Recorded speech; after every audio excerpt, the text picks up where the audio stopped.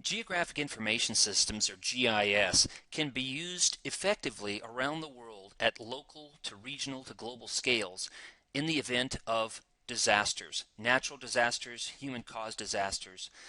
And so Esri's got a team of folks that work with communities and regions, regional governments, nonprofit organizations, private industry, national and international government organizations to produce maps as you can see here: hurricanes, cyclones, wildfires, flooding, severe weather, and a whole bunch more, earthquakes, etc.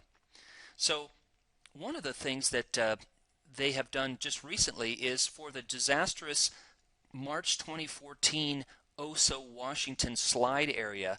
This team has been working closely with local communities and state organizations to produce imagery and to serve it up so that not just that you and I as educators can use this for teaching and learning purposes, but even more importantly, that people can be rescued, that the area can be restored, at least in part. And so these maps and images are actually used in the cleanup and rescue operations.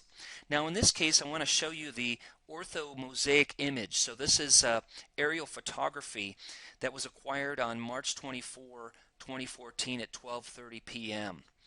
And the source of this image is from the state of Washington.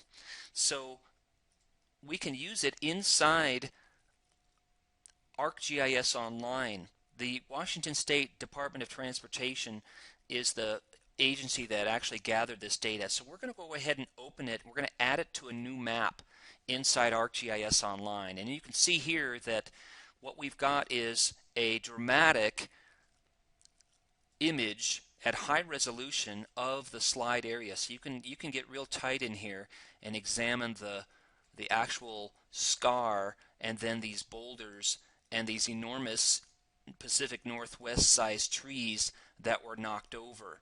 So you can also use the measure tool, right, to be able to measure the area. Let's go ahead and measure it in square kilometers. And just a quick visual here. We're going to take a look at the actual slide area. So I've got just about a square kilometer, and I'm not even getting this, so about 1 square kilometer of area affected. And of course it's not just this area that was affected, right? It's areas upstream and downstream that were affected and will continue to be affected long after this is faded from the news. Now since we've got it inside ArcGIS Online, we have access to all kinds of things like imagery. So we can look at the older imagery, which might not be all that old. It might be just from last year. But we can see now that, you know, a relatively tranquil, sort of peaceful river valley here with this highway running through it. Actually, you can see, though, some old landslide scars and some undercutting of the bank here.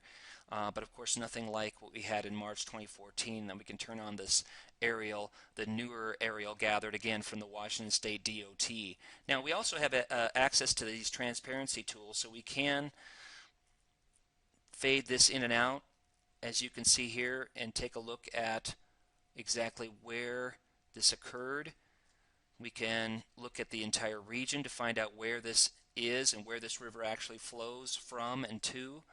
And so there's lots of things we can do. We can also make a side-by-side map. We can make a swipe map where you're looking at one image versus another thing and turning on and turning off layers. There's lots we can do inside ArcGIS Online. It's a full-featured geographic information systems platform that's up in the cloud. So you can share these maps, you can overlay these maps, you can do analysis with these maps, and a whole lot more. So take a look at this aerial imagery for the Oso slide area, and remember, it's great for teaching and learning. Sadly, it's a tragic event that we're using to illustrate the fact that you can use these maps effectively in instruction, but more importantly, these maps and these data sets are actually being used on the ground to help people in times of disasters from landslides, but also, as I mentioned at the beginning, with other kinds of hazards too. Thanks.